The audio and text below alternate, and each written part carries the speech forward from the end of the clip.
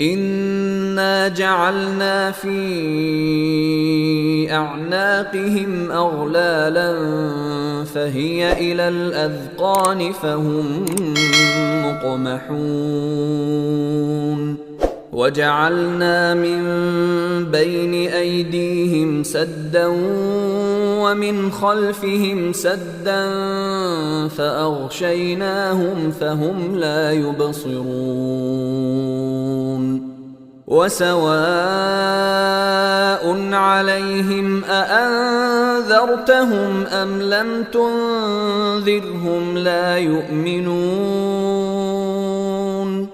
إنما تنذر من اتبع الذكر وخشي الرحمن بالغيب